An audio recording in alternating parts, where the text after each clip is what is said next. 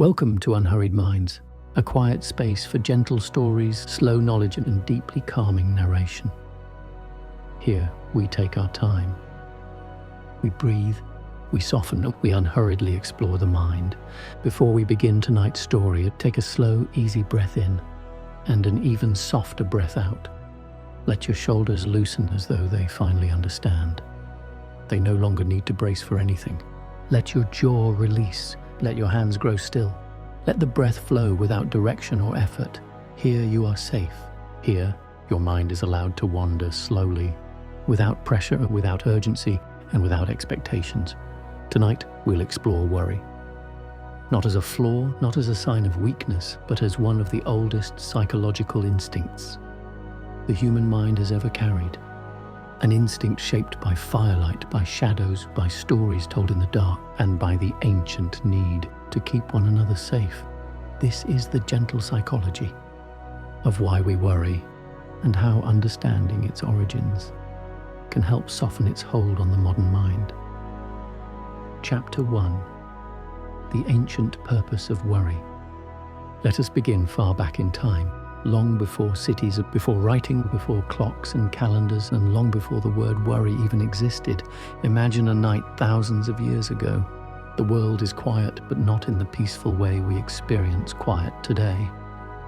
It is a quiet filled with open space, unpredictable movement, the rustle of grass, the distant crack of a branch, the flickering glow of a small communal fire. That keeps the darkness at a respectful distance. Your ancestors gather around this flame, not simply for warmth, but for survival. Light is safety, and closeness is safety, because in the dark beyond, danger belongs to everything unseen. For early humans, the mind was not concerned with schedules or tasks or long-term goals. It was concerned with one question only: am I safe right now? Every sound mattered. Every shadow carried meaning. Every slight change in the wind may have carried the scent of a predator. In this world, a mind without worry would not have survived. Worry was a companion, a vigilant watcher, a whisper in the mind that said, stay alert, pay attention, check again. This ancient vigilance was not an inconvenience. It was a gift, a protective system that kept families alive through long winters, dangerous landscapes, and unpredictable nights. Over thousands of years, this protective instinct became deeply woven into the structure of the human brain. It evolved into what we now call the threat detection system -- a network of neural pathways designed to sense danger before danger fully arrives. The amygdala, a small almond-shaped region deep in the brain, served as the early warning signal. It could react faster than conscious thought, sending a surge of energy through the body in a fraction of a second. Even today, despite living in homes with locks and lights and safe neighborhoods, this ancient mechanism still listens for the snap of a branch. It still prepares the body to protect itself. It still tries to foresee what might go wrong so you can respond before the threat becomes real. Worry, in its earliest form, was never meant to torment. It was meant to shield. And as we settle into this understanding, something softens. Worry becomes less of an enemy and more of a very old friend, one who works too hard at times, but with sincere intentions. Tonight, we treat that friend with patience, kindness, and understanding. Chapter 2: When the Future Became a Story. Now let us move forward in time, not all the way to the present, but to a moment in human history, when everything quietly changed. Somewhere along the arc of evolution, the human mind acquired a new ability, the ability to imagine the future. For early humans, this was revolutionary. It allowed them to plan migrations, store food, prepare for storms, and anticipate the changing seasons. But imagination carried something else with it. Something unexpected. It brought the capacity to picture not just what would happen, but what could happen. The future became a story, not fixed, not certain, but full of possibilities, unfolding in the mind long before they unfolded in reality. This was the birth of anticipation, and with it the birth of a more complex form of worry. A rustle in the dark no longer meant only a predator nearby. It also meant the potential for danger later, tomorrow, next week, or during the next migration. The mind became a storyteller, spinning threads of what-ifs in an attempt to foresee and control. Around the fire at night, ancient humans shared stories, some true, some imagined, some warnings, some hopeful, but all of them were early attempts to make sense of uncertainty. These stories did more than entertain, they taught entire communities how to manage fear. A tale of a hunter who ignored a sign and met danger served as a lesson, a way of saying, pay attention to your worry. It may be trying to protect you. The story of a wanderer who trusted their instincts and found safety reinforced the same idea. In this way, worry became woven into culture, myth, ritual, and teaching. It wasn't shameful, it wasn't hidden, it was respected. Even today, we carry subtle reflections of this ancient practice. We rehearse conversations. Before they happen, we imagine outcomes we want to avoid. We construct small internal stories about tomorrow in hopes of preparing for it. Modern psychology calls this anticipatory cognition. Ancient humans would have simply called it wisdom. Over time, the ability to imagine danger allowed humanity to grow, to survive winters across oceans and build shelters and create societies. That depended on planning and foresight, but there is a quiet truth here. The same imagination that protects us can also exhaust us. A mind that can picture every possible danger often does so, even when there is no real threat. And so, with compassion and understanding, we acknowledge this paradox. Worry is the shadow side of imagination. The cost of insight is the ability to foresee fear. But tonight, we soften that shadow. We let the imagination serve us gently, not urgently. We let it wander toward understanding rather than tension. Chapter 3. The loops of thought. There is a particular experience almost every human mind knows well. It begins quietly, a small concern, a passing thought, a brief moment of uncertainty. But then, rather than fading, the thought returns. It circles back, it gathers weight, it picks up details, it takes on shape. We call this rumination or overthinking, but its origins are ancient and purposeful. To understand the gentle psychology behind it, picture once more the early human world, a time when danger was rarely obvious and safety was rarely guaranteed. A single missed sign, a change in animal behavior, a shift in the wind, the fading of tracks on a trail could mean the difference between security and threat.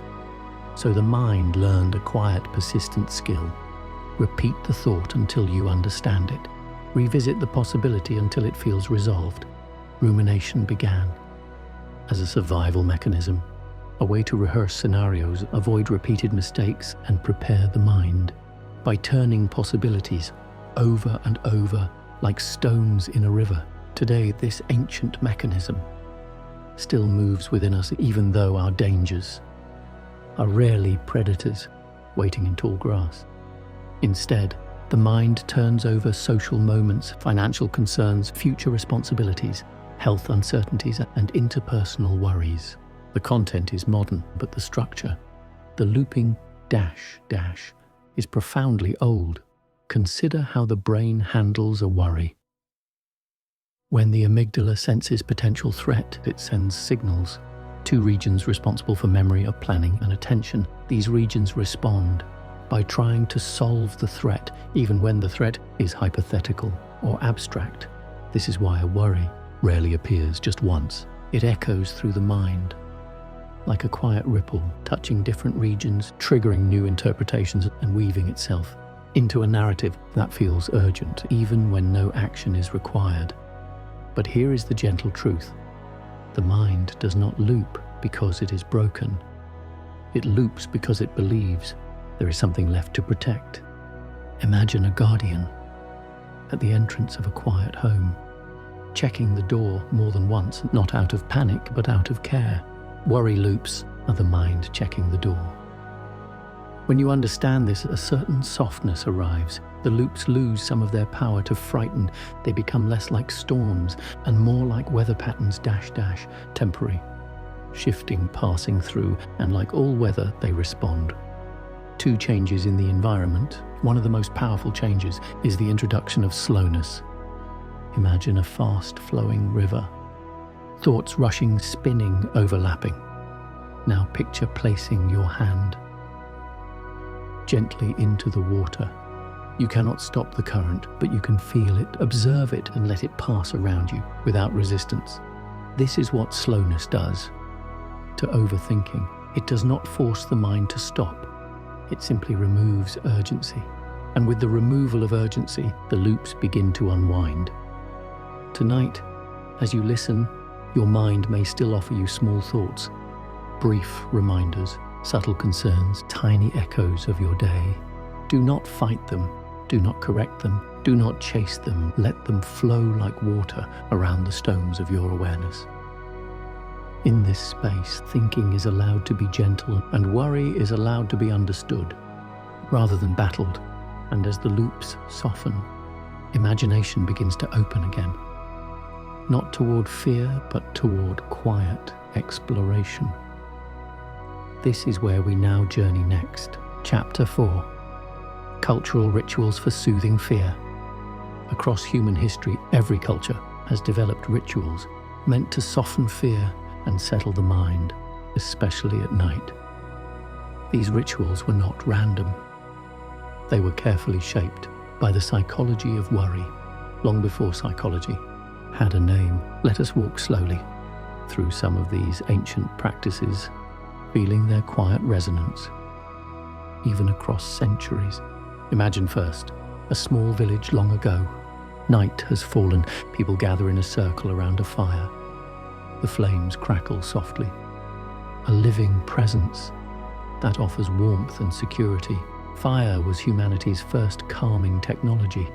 It pushed back the dark, it invited community and created a predictable, rhythmic sound that soothed the nervous system, just as gentle ambient noise does today. Into this firelight, stories were told. Narratives about ancestors, about gods and spirits, about the creation of the world, or the lessons learned through hardship. These stories were not mere entertainment. They were psychological tools that helped communities process uncertainty. Fear was transformed into myth. Uncertainty became meaning. Worry became wisdom. Consider also the role of repetition a key element in rituals such as chanting, prayer, drumming, or rhythmic movement. Modern neuroscience has since confirmed what ancient humans understood intuitively. Repetition calms the amygdala. Rhythm steadies the nervous system. Predictability softens threat perception. A steady chant creates a breath pattern that slows the heart rate. A repeated prayer narrows the field of attention in a soothing way. A ritual performed nightly signals safety through familiarity. In many cultures, rituals filled the evening hours. Lighting lamps, burning incense, closing gates, covering the hearth, speaking protective words, or giving thanks for the day. Each of these was a message to the nervous system. The day is ending. You are safe. You may rest even today. We echo these practices without always realizing their origins. We dim lights before bed. We set alarms. We tidy our spaces. We check locks and we wrap ourselves in blankets that mimic the feeling of being held. At their core, these rituals are psychological bridges carrying the mind from vigilance to rest. But perhaps the most powerful of all ancient fear-soothing rituals was the practice of shared presence. Humans slept in groups for most of our history. The sound of others breathing nearby signaled safety. The presence of community allowed individuals to loosen their watchfulness. Only in recent history did humans begin sleeping alone, in private rooms, on quiet streets, This shift gave us comfort and space, but it also removed a protective layer of communal calm. So when the modern mind feels lonely at night or uneasy in a silent room, it is not being irrational. It is remembering something older than civilization itself. Tonight, as you listen to this story, you can imagine that you are not alone.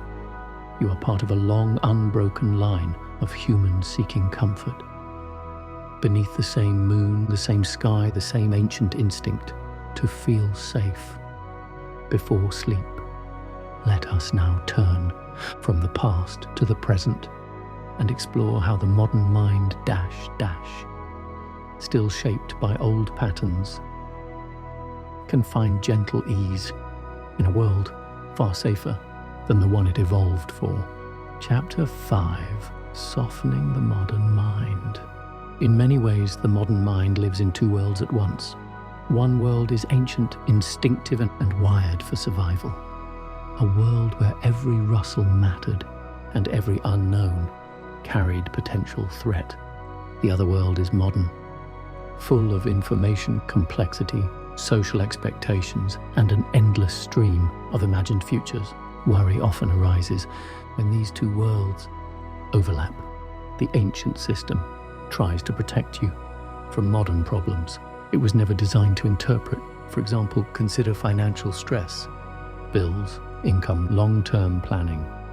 These are not physical threats, yet the mind treats them as though danger is imminent because they create uncertainty. A difficult conversation or social misunderstanding is not a predator in the dark, but the body may respond with the same quickened breath, the same tension, the same urgency. This mismatch is one of the core reasons modern worry feels so exhausting. But here is where understanding becomes power, a gentle power, not forceful or corrective.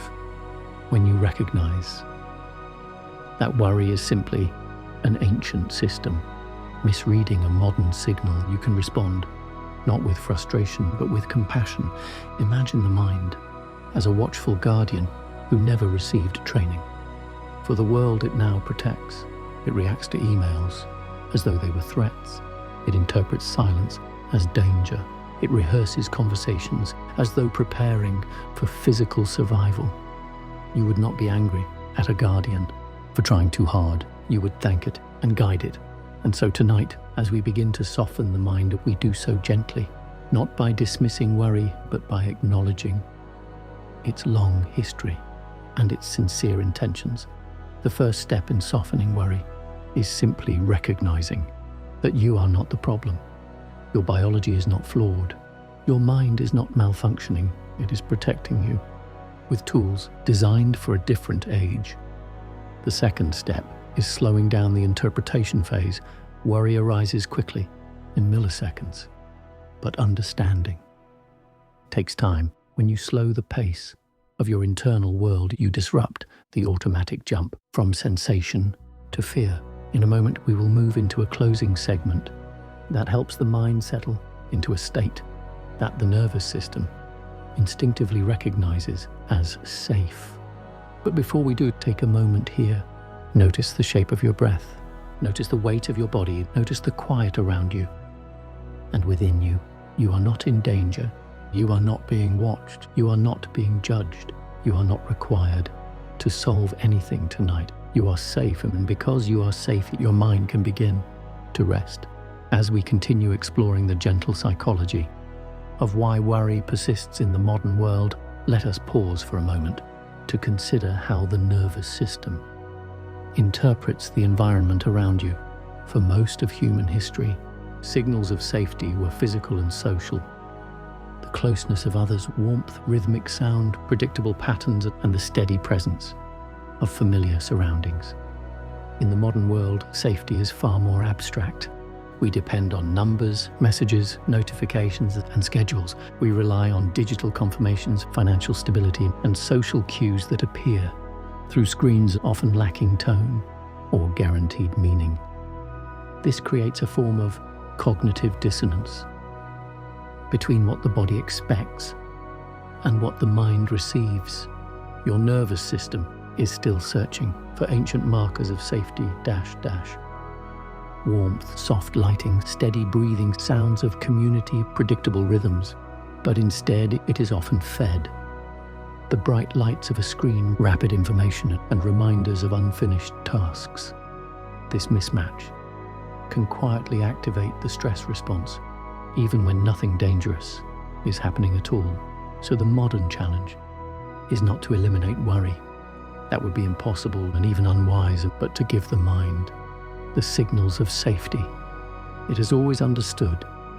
One of the simplest ways to soften worry is to create environments that echo the calm of ancient human spaces. Soft lighting, warm colors, gentle sounds, predictable routines, even the presence of comforting objects or the weight of a blanket mimics the safety of being held within a group. You may notice that when you dim the lights or slow your movements or tidy a small area, your mind begins to quiet. This is not coincidence, it is biology. Another way to soften the mind is through gentle attention. Worry thrives when attention is tense, narrow, and urgent. But when attention widens, becoming softer, more spacious, and more accepting, the mind stops interpreting thoughts as immediate threats and begins treating them as passing mental weather. Here is a small practice you can try at any time. First, notice a worry that arises naturally. Do not push it away. Do not analyze it. Do not try to solve it. Simply say to yourself, this is a protective thought. This is my mind checking the door. This is ancient. Then, without resisting or engaging, shift your awareness to something neutral. The sensation of breath, the weight of your body, or the softness of the space around you. This does not eliminate the thought. It simply disentangles you from it, allowing the mind to relax. Its automatic grip, the final way to soften the modern mind, is through slowness. The steady, unhurried pace that allows the nervous system to recalibrate. When movement is slow, breath slows. When breath slows, the heart slows.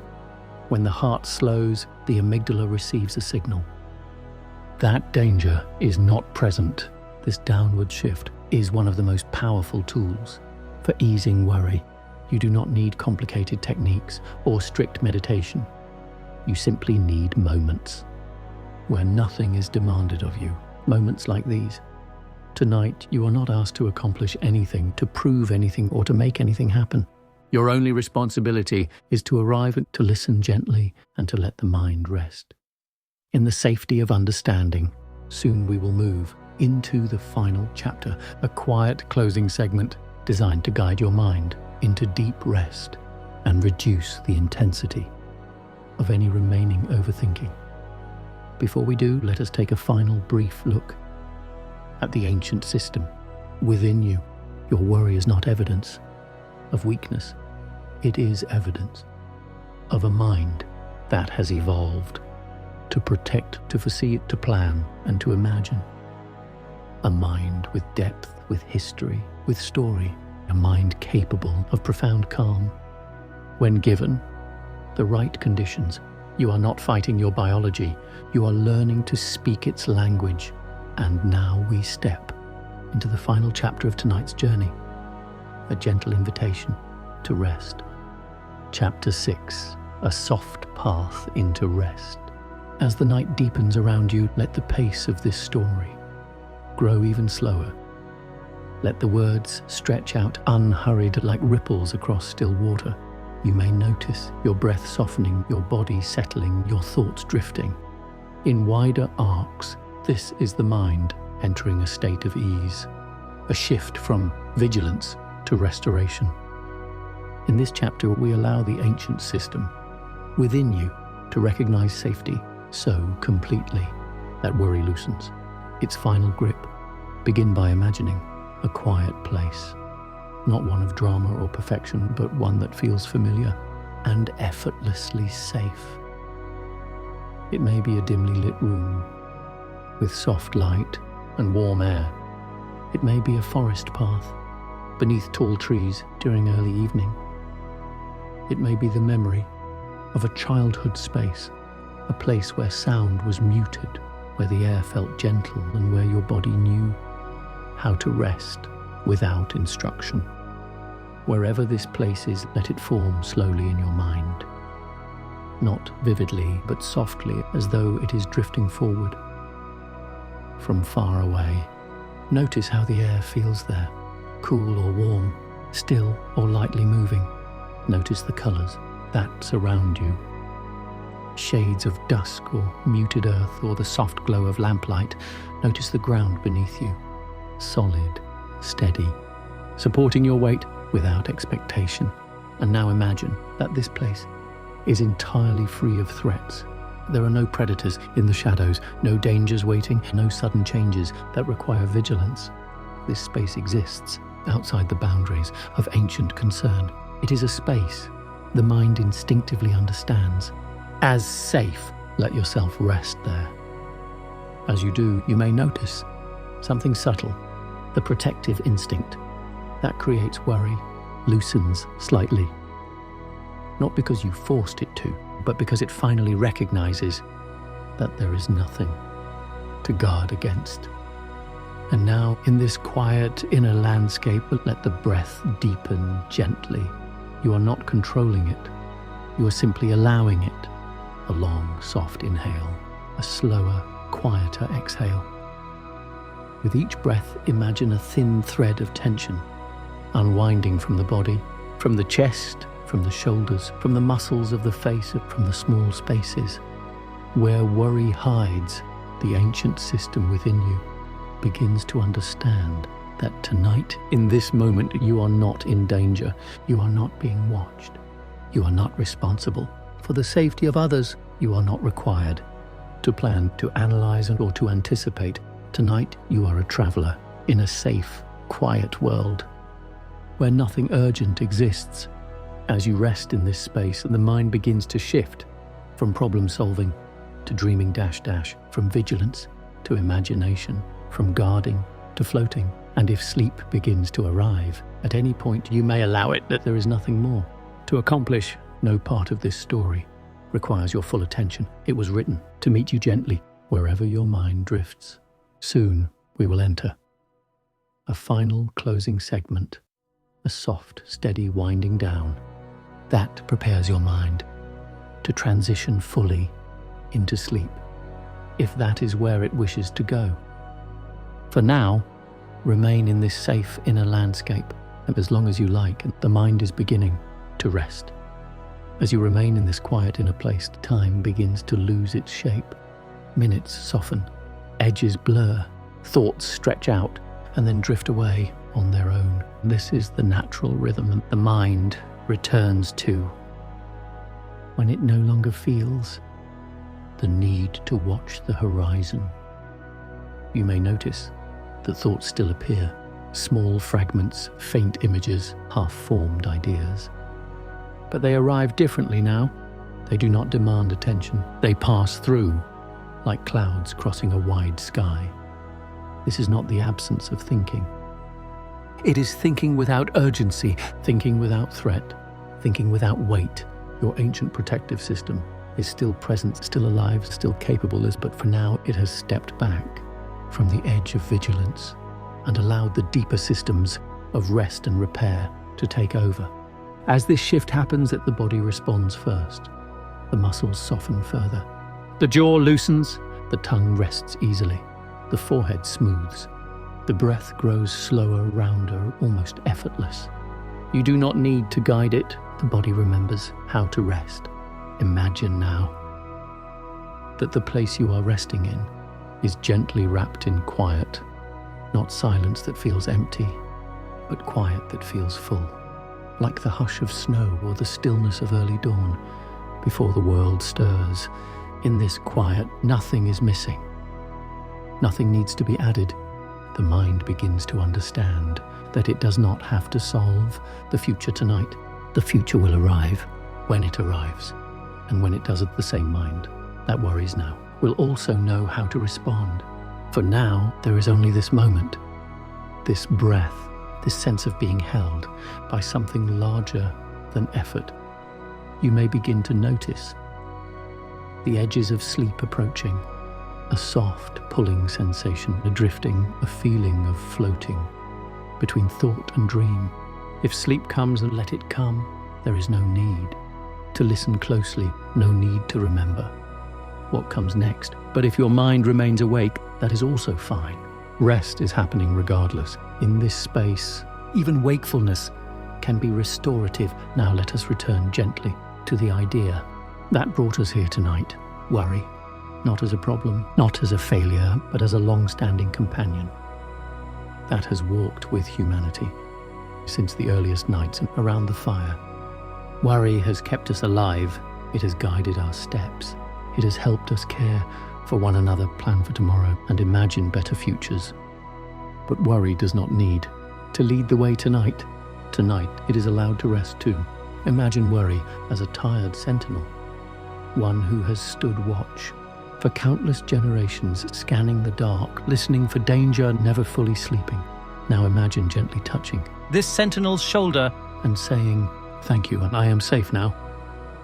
The sentinel nods, steps back, sits down by the fire, and for the first time in a long while, allows the warmth to take its place. With this image, a deeper sense of calm spreads through the mind, not forced, not manufactured, but earned through understanding. The brain releases the last traces of alertness. The nervous system shifts fully into rest. You may notice that the body feels heavier now, not weighed down, but supported, cradled, held by the surface beneath you. This heaviness is a sign of safety. It is the body saying, "I no longer need to brace." As you sink further into rest, there is nothing more to consider, to analyze, or to prepare. The night is long. The mind is allowed to drift. If dreams begin to form, let them be gentle. If thoughts dissolve entirely, let them go. This space does not require your attention. It exists, whether you are aware of it or not. In the quiet that remains, there is a simple truth. You are safe in this moment. You are supported. You are allowed to rest. And if sleep carries you away, before these words come to an end, that is exactly as it should be. Nothing here needs a conclusion. Nothing here needs to be remembered. The story continues without effort, and the mind at last can rest